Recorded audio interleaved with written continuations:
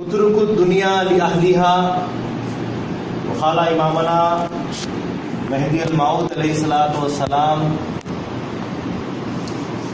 طلب دنیا کفر است و طالب دنیا کافر است۔ صدق اللہ العظیم۔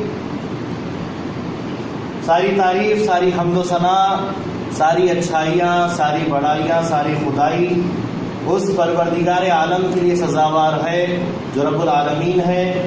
وہی اول ہے، وہی آخر ہے، وہی ظاہر ہے، وہی باطن ہے، وہ ایک ہے، اس کا کوئی شریک نہیں۔ درود و سلام ہو خاتمین کریمین علیہم السلام پر اور ہر دو آپ کی ذریات پر۔ حضرت محترم، اللہ تعالیٰ نے اپنے کلام پاک میں ارشاد فرمایا، یا ایھا الذین آمنوا اتقوا اللہ وقولوا قولا سدیدا، اے ایمان والو اللہ سے ڈرو اور لوگوں سے اچھی بات کرو، لوگوں سے ان کے فائدے کی بات کرو۔ یصلح لکم اعمالکم، اور اس کے ساتھ ساتھ اپنے اعمال کو درست کرو، اپنے عمل کو اچھا کرو۔ وَيَغْفِرْ لَكُمْ ذُنُوبَكُمْ، اس کے ساتھ ساتھ اچھے کام کرنے کے ساتھ ساتھ اپنے جو برے کام کیے ہیں تو ان کی معافی بھی مانگو۔ یصلح لکم اعمالکم ویغفر لکم ذنوبکم، اچھے کام کرو، اپنے اعمال کو درست کرو اور اس کے ساتھ ساتھ اپنے گناہوں کی معافی اللہ سے مانگو۔ وَمَن یُطِیعِ الرَّسُولَ، اور جس نے اللہ کی رسول کی اطاعت کی، وَمَن یُطِیعِ اللَّهَ وَرَسُولَهُ فَقَدْ فَازَ فَوْزًا عَظِیمًا، جس نے اللہ اور اس کے رسول کی اطاعت کی یقیناً اس نے کامیابی، بڑی کامیابی حاصل کی۔ یہ سورہ احزاب کی آیت ہے جس میں اللہ تبارک و تعالیٰ نے مومنوں کو تعلیم دی ہے کہ لوگوں کو کیسے تعلیم دیا جائے۔ انسان کسی کو جب کچھ سکھاتا ہے، تعلیم دیتا ہے تو وہ ذرائع دو ہوتے ہیں۔ تعلیم دینے کے دو ذرائع ہیں، دو ایسی چیزیں ہیں جن کے ذریعے سے دوسروں کو تعلیم دی جاتی ہے۔ ایک اپنی زبان، اہل قول، اپنی زبان سے تعلیم دیتا ہے۔ دوسری تعلیم کا ذریعہ ہے وہ فعل، اپنے عمل سے، اپنے کردار سے، اپنے اخلاق سے، اپنے اعمال سے، اپنے آپ سے تعلیم دیتا ہے۔ زبان سے بھی تعلیم دیتا ہے، اپنے عمل سے، اپنے کردار سے بھی تعلیم دیتا ہے۔ یہ تعلیم کے دو ذرائع ہیں۔ اسی لیے نبی پاک صلی اللہ علیہ وسلم نے جو کچھ بھی احادیث میں روایات حضور کی ملتی ہیں، اور نبی پاک صلی اللہ علیہ وسلم نے جو فرمایا ہے، قولہ و فعلہ و اقرارہ، یہ تمام کی تمام چیزیں حدیث اور سنت بنتی۔ جو آپ نے فرمایا وہ حدیث، جو آپ نے کیا وہ حدیث، اور جو اچھا عمل آپ کے سامنے کیا گیا جس پہ اگر آپ خاموش رہے، سکوت اختیار کریں، وہ بھی حدیث۔ یہ تعلیم کا ذریعہ ہے۔ رسول پاک صلی اللہ علیہ وسلم نے کیا تو اللہ تبارک و تعالی عام اپنے بندوں سے ارشاد فرما رہا ہے کہ یا ایھا الذین آمنوا اتقوا اللہ، اے میرے مومن بندو تقوی اختیار کرو، پہلے مجھ سے ڈرو۔ کبھی بھی اللہ تعالیٰ کا معاملہ تعلیم کا جب رہا، بندوں کو، اپنے مومن بندوں کو جب اللہ تعلیم دیتا ہے تو سب سے پہلے ڈراتا ہے، آگاہ کرتا ہے کہ پہلے اللہ کا خوف پیدا کرو۔ خدا کی خشیت اور خدا کے خوف کو جب ہم حاصل کر لیتے ہیں تو پھر کام صحیح ہونا ہی ہونا ہے۔ خدا کا ڈر جب آ جاتا ہے، خدا کا خوف آ جاتا ہے، اللہ کو حاضر اور ناظر جب ہم سمجھ لیتے ہیں، جان لیتے ہیں، تو پھر غلط کام ہونے کا کوئی اندیشہ ہی نہیں رہتا۔ معاملہ درست ہونا ہی ہونا ہے، کام صحیح ہونا ہی ہونا ہے، کیونکہ جہاں اللہ کا تذکرہ ہے، جہاں اللہ کی وحدانیت کی موجودگی کا جیسا تذکرہ ہے اور گمان ہے، اس کا شان و گمان جب جیسے شامل ہو جائے تو اس کے بعد کام سب کے سب صحیح ہو جاتے ہیں۔ یہ خدا تعالیٰ کی شان ہے. اللہ تبارک و تعالیٰ اپنی موجودگی کا احساس پیدا کروانے کے لیے بندوں کو تعلیم دے رہا ہے کچھ، لیکن پہلے تعلیم کے ابتدا اپنی موجودگی کا جو احساس کروانے کے لیے، اپنی وحدانیت کا احساس کرانے کے لیے اللہ سے ڈرو، پہلے اللہ کی خوف کو پیدا کرو، پھر دوسرا کام. جیسا کہ دیگر آیات میں اللہ تعالیٰ نے ایک جگہ ارشاد فرمایا کونوا مع الصادقین، صحبت صادقین اختیار کرو، لیکن اس سے پہلے کیا فرمایا؟ یا ایھا الذین آمنوا اتقوا اللہ، اے ایمان والو پہلے اللہ سے ڈرو. وہ کونوا مع الصادقین، ان اللہ والوں کے ساتھ ہو جاؤ. خدا کا جب خوف ہم کو حاصل ہو جاتا ہے تو پھر آگے کی تعلیم کو عمل کرنا آسان ہو جاتا ہے. خدا کی ذات جب سامنے آ جاتی ہے، اس کی حاضر اور ناظر ہونے کی جو سو احساس ہمارے میں جاگرتا آ جاتی ہے تو پھر کام آگے کا صحیح ہونے لگتا ہے. اسی طریقے سے ایک اور جگہ اللہ تعالیٰ نے ارشاد فرمایا سورہ حشر میں یا ایھا الذین آمنوا اتقوا اللہ ولتنظر نفس ما قدمت لغد، اے ایمان والو اللہ سے ڈرو اور اس چیز کی تیاری کرو آنے والے دن کی. ولتنظر نفس ما قدمت لغد، کیا تم نے اپنے لیے تیاری کی ہے آنے والے دن کے لیے. اس پر غور و فکر کرنا ہے قیامت کے دن کے لیے، لیکن پہلے اللہ سے ڈرو. اللہ کا ڈر آ جائے گا تو قیامت کی تیاری اپنے آپ آ جائے گی. اللہ کا ڈر آ جائے گا تو اپنے آپ صحبت صادقین کے پاس جانا آ جائے گا.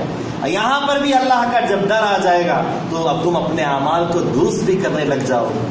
اللہ کو جب یاد کرنے لگو گے اپنے اعمال درست ہونے لگ جائیں گے. اللہ کو یاد کرنے لگو گے اللہ سے اپنے گناہوں کی معافی بھی مانگنے لگو گے، اور اسی ذریعے سے لوگوں کو تعلیم بھی دینے لگو گے.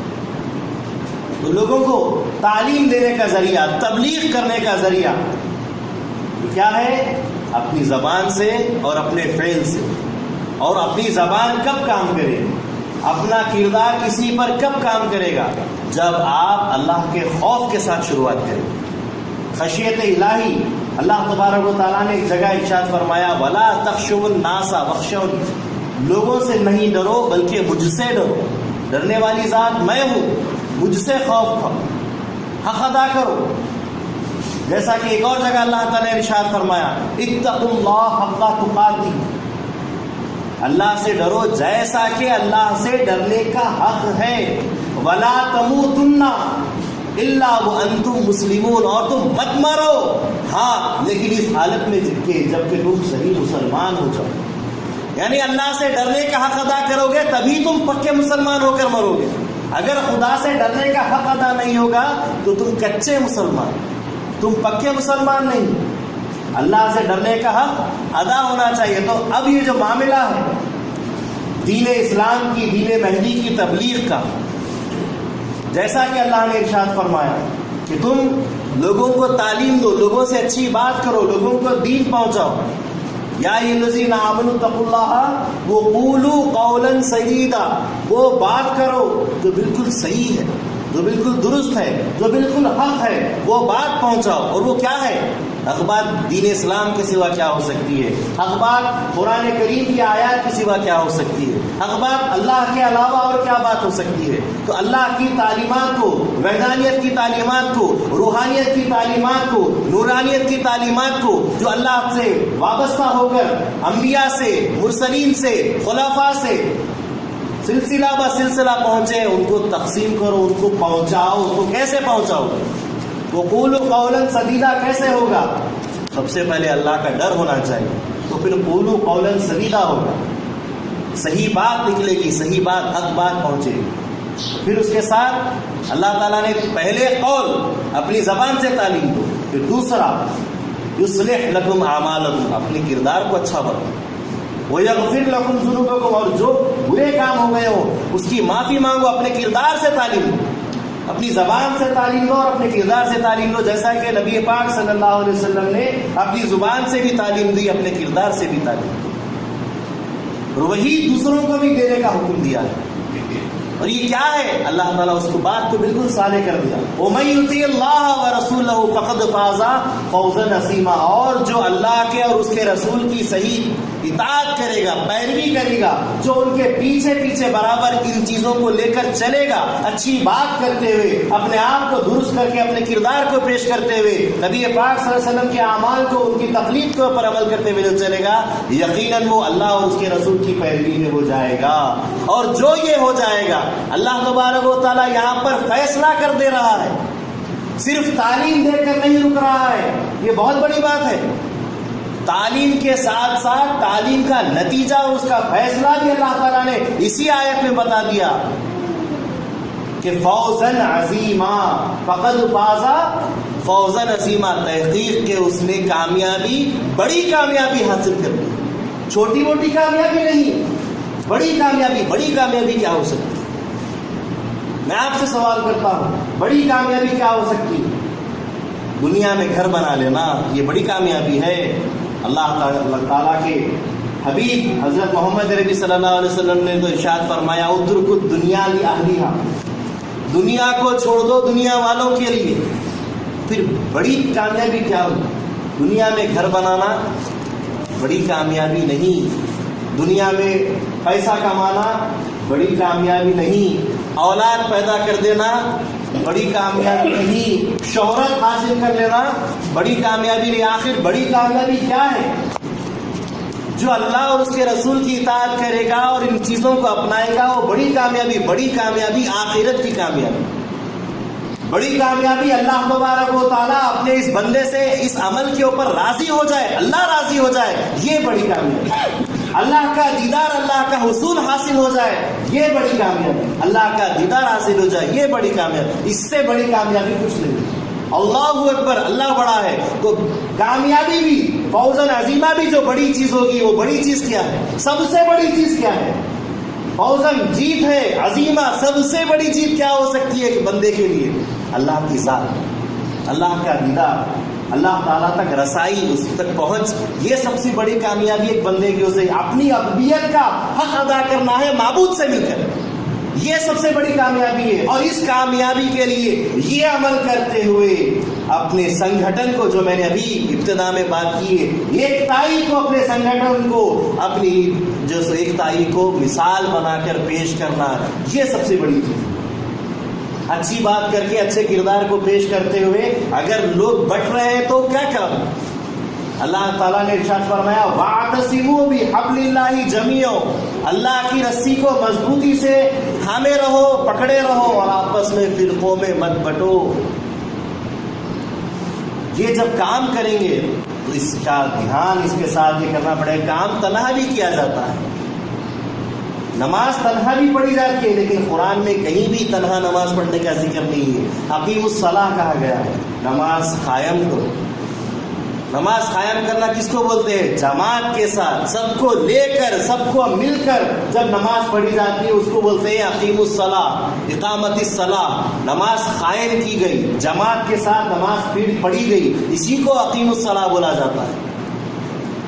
جگہ جگہ قرآن میں 700 مرتبہ نماز کا جو تذکرہ آیا ہے وہاں پر نماز قائم کرنے کی بات کی گئی ہے، جماعت کے ساتھ نماز پڑھنے کی بات کی گئی. تنہا نماز کی بات نہیں کی گئی ہے، نماز پڑھ لینے کی بات نہیں کی ہے. تو جہاں اللہ تعالیٰ نے مل کر سنگھٹن سے کام کرنے کا تذکرہ کیا ہو، عبادت جو اللہ تبارک و تعالیٰ کے دیدار کا ذریعہ ہے نماز، معراج المومنین ہے نماز، اس نماز کے ذریعے کو جب مل کر کرنا ہے پھر کیسے ہو سکتا ہے کہ ہم کوئی دین کا دوسرا کام کریں، دوسری بات کریں اور تنہا کر لیں؟ نبی پاک صلی اللہ علیہ وسلم فرماتے ہیں کہ جو کچھ بھی مجھ سے حاصل کرو وہ دوسروں تک پہنچاؤ. ولو کانا آیا، فرماتے ہیں اگرچہ کہ ایک چھوٹی سی بات، چھوٹی سی آیت ہی کیوں نہ، بلغوا انی ولو کانا آیا، مجھ سے پہنچاؤ اگرچہ کہ ایک آیت کیوں نہ ہو. پہنچانے کا تذکرہ، تبلیغ کا بیڑا اٹھانے کا معاملہ ہے. اور یہ تبلیغ کیسے ہوگی؟ خود کی ذات کو خود تک پہنچا لو گے تبلیغ ہوگی. ایک کثرت جماعت کو جب لے کر آپ بات کر رکھیں گے قولوا قولا سدیدہ رکھیں گے، اپنے اعمال کو درست کرتے ہوئے رکھیں گے، یہ تبلیغ ہوگی، یہ آپ کے سنگٹھن کا معاملہ ہوگا، یہ ہوگا واعتصموا بحبل اللہ، اللہ کی رسی کو مضبوطی سے پکڑنے کا معاملہ۔ حضرت امامنا مہدی موعود علیہ الصلوۃ والسلام کسی ایک آدمی کو پکڑ کر بیان نہیں فرماتے تھے۔ آپ کسی جگہ بیٹھ کر جب بیان کرتے تو کوسوں دور والا بھی سنتا، نزدیک والا بھی سنتا، ایک جماعت کا جھٹا جمع ہو جاتا اور سب کے سب بیان قرآن میں مغو ہو جاتے، مصروف ہو جاتے، اپنے ہوش کو کھو دیتے۔ احمد آباد کی سرزمین کی بات ہے کہ جب امامنا مہدی موعود علیہ الصلوۃ والسلام قرآن کی تبلیغ کرتے تھے، قرآن کا بیان کرتے تھے، تو روایات میں آتا ہے کہ حضرت امامنا علیہ السلام کے بیان کا یہ اثر تھا کہ اگر پتا بھی ہلتا تو محسوس ہو جاتا، اس کی آواز بھی کھڑکھڑانے کی سنائی دیتی، اتنی خاموشی اور سناٹا ہوتا بیان۔ دور سے دور بیٹھا ہوا، نزدیک سے نزدیک بیٹھا ہوا، سب کو ایک جیسی آواز امامنا علیہ السلام کی پہنچتی۔ اور اس کے ساتھ خصوصیت یہ کہ ہر کوئی اپنی زبان، اپنی بھاشا میں مہدی موعود علیہ السلام کا بیان سمجھتا۔ کوئی اگر گجرات کا ہے اس کو گجراتی میں سمجھ میں آ جاتا، کوئی اگر مہاراشٹر کا ہے تو اس کو مراٹھی میں سمجھ میں آ جاتا، کوئی اگر آندھرا کا ہے تو اس کو تیلگو میں سمجھ میں آتا۔ ہر زبان میں امامنا علیہ الصلوۃ والسلام کا بیان سب تک پہنچ جاتا، کیونکہ ہر زبان اللہ کی زبان ہے، ہر بندہ اللہ کا بندہ ہے، ہر زبان اللہ کی زبان ہے، ہر دن اللہ کا دن ہے، ہر مہینہ اللہ کا مہینہ۔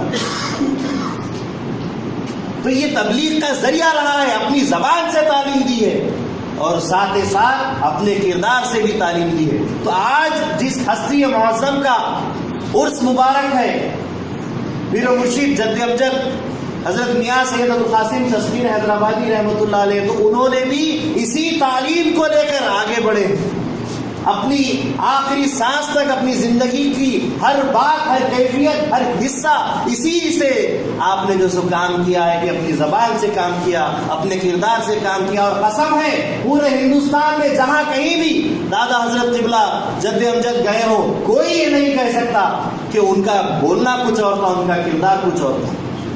جو بولتے تھے وہی ان کا عمل تھا۔ یہ تعلیم خدا بندی کا معاملہ ہے۔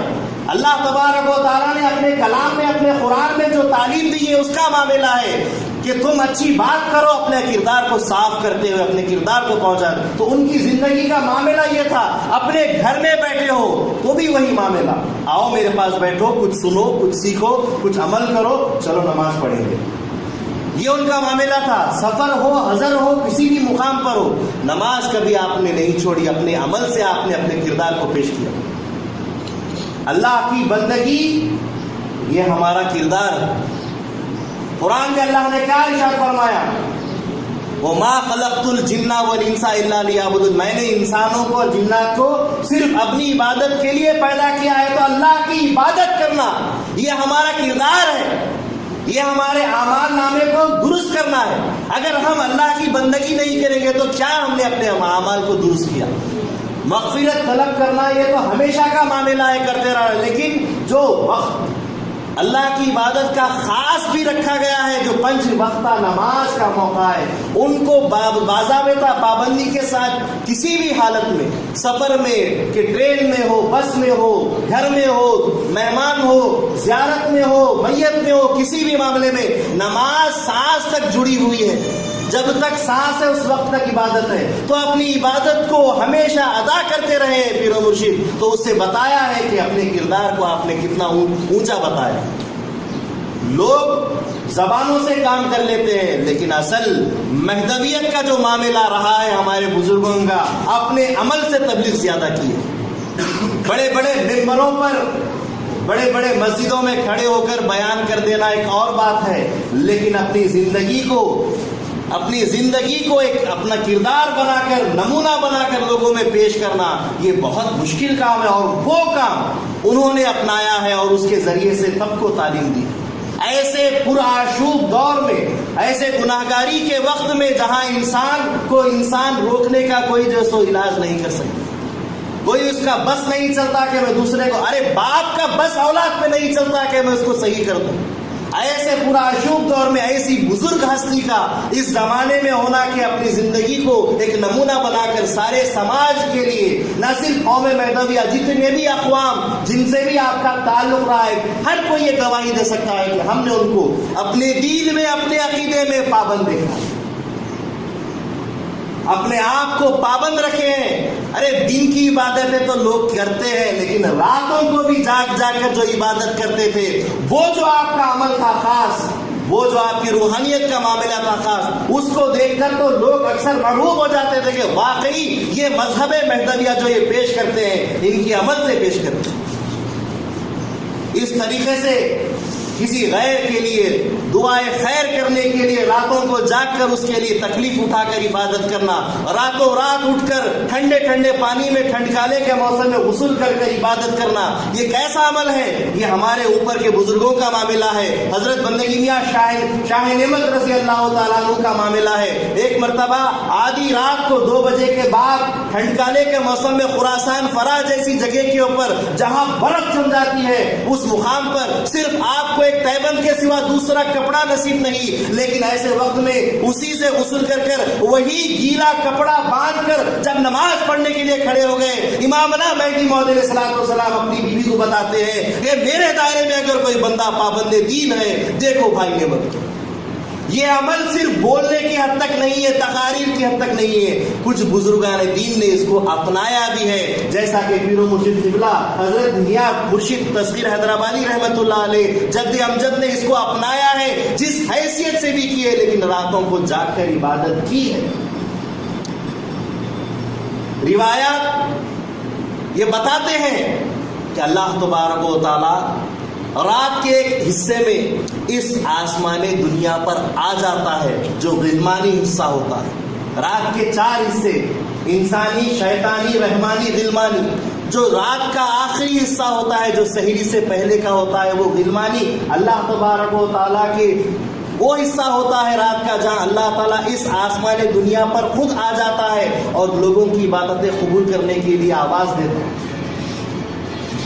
رات عبادت کے لیے ہے۔ نبی پاک صلی اللہ علیہ وسلم فرماتے ہیں اللہ کو وہ آنکھ پسند ہے جو راتوں میں جاگ جاگ کر اللہ کی عبادت کرتی ہے۔ یہ صرف بولنے کی باتیں نہیں ہے، عمل کی بات ہے، اور عمل ہمارے پیر و مرشد سے ہم نے دیکھا۔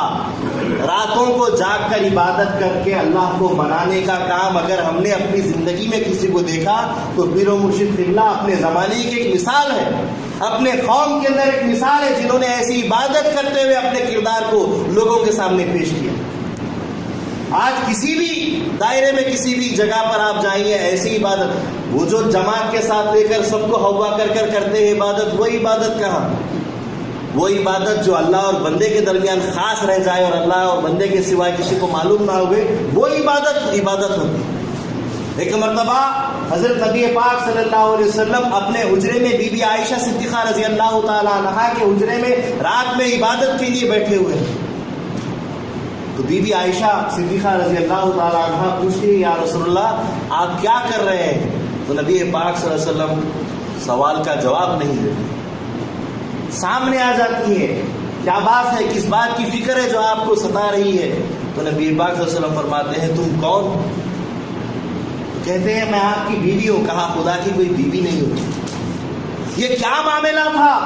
اللہ تبارک و تعالیٰ کا وہ یہ خاص وقت تھا عبادت کا، جو اللہ اس زمین کے آسمان پر آ جاتا ہے تو اللہ کے نبی صلی اللہ علیہ وسلم ایسی عبادت میں اس وقت مصروف تھے کہ خدا بندے میں کچھ پردہ نہیں تھا۔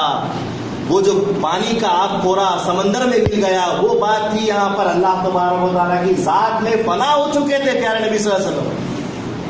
تو یہ وقت ہے عبادت کا، اور ایسے وقتوں کی عبادتوں میں اگر کسی نے عبادت اس برے زمانے کے اندر جو لوگوں کا معاملہ خراب ہو چکا ہے، ایسے زمانے میں جہاں لوگ عبادت کے لیے کسی کو بتاتے نہیں ہے، بولتے نہیں ہے، سمجھاتے نہیں ہے، وہاں اپنی ذات کو سنبھالتے ہوئے ایک عظیم کردار انہوں نے اپنے آپ میں بنا کر سب کے سامنے پیش کیا۔ یہ اپنے کردار کو جب بنا لیا جاتا ہے اس کے بعد معمولی سی بھی بات اگر اچھی کی جاتی ہے تو اس میں بھی وزن پڑ جاتا ہے۔ یہ اللہ کی عطا ہے۔ ای سعادت بزور بازو نیست تعالیٰ بخشت خدائے بخشندہ، یہ ہاتھوں سے کمائی ہوئی چیز نہیں ہوتی، یہ اللہ کی عطا بھی ہوتی ہے۔ انسان کچھ محنت کرتا ہے لیکن اللہ کی عطا بہت کچھ ہو جاتی ہے. جیسا کہ کہا جاتا ہے کہ اللہ کے فضل کے لیے، اللہ کے دیدار کے لیے، اللہ کے ذکر کے لیے، اللہ کی بندگی کے لیے اگر تم ایک قدم بڑھاتے ہو اللہ 10 قدم بڑھاتے ہو. تم جب چلتے ہوئے جاتے ہو اللہ دوڑتے ہوئے آتا ہے. یہ معاملہ خدا کی محبت کا ہے کہ 70 ماؤں کی محبت کو خدا رکھتا ہے کہ تم جب ایک قدم بھی اللہ کے پاس بڑھاتے ہو اللہ تمہارے پاس چلتے ہوئے آتا ہے. جب تم چلتے ہوئے جاتے ہو، دوڑتے ہوئے جاتے ہو، یہ محبت ہے اللہ کی اپنے بندے سے. یوں ہی نہیں کہا اللہ نے فاذکرونی اذکرکم، تم میرا ذکر کرو میں تمہارا ذکر کروں. معمولی بات نہیں ہے اللہ بندے کا ذکر کرنا، لیکن کب؟ جبکہ تم صحیح سالم ہو کر اللہ کا ذکر کرو، خوف خدا پیدا کر کر اللہ کی بندگی کرو، خوف خدا پیدا کر کر اپنے کردار کو بنا کر لوگوں کے سامنے پیش کرو، اور پھر کچھ اچھی بات کے لیے اسلام پیش کرو. یقیناً اس میں وزن آ جاتا ہے. جب خود کچھ بن جاتے ہیں، اللہ جب بنا دیتا ہے، اللہ کی عطا ہو جاتی ہے، تو پھر اپنی معمولی سی بات پر بھی اثر ہو جاتا ہے.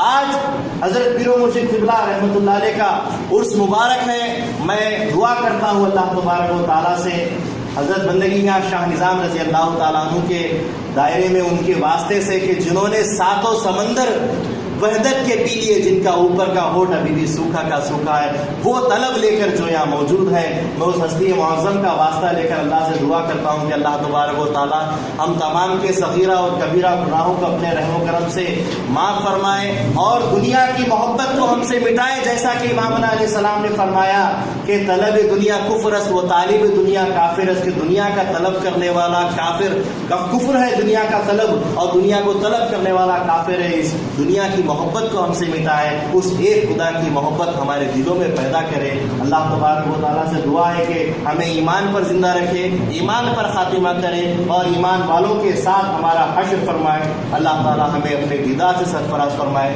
جیسا کہ دیدار کی جنت میں پیر و مرشد آرام کر رہے ہیں، اللہ تعالیٰ ہمیں بھی اپنے دیدار کی جنت میں رکھے. آمین. وآخر دعوانا الحمدللہ. آئیے بھائی فیض لیجیے.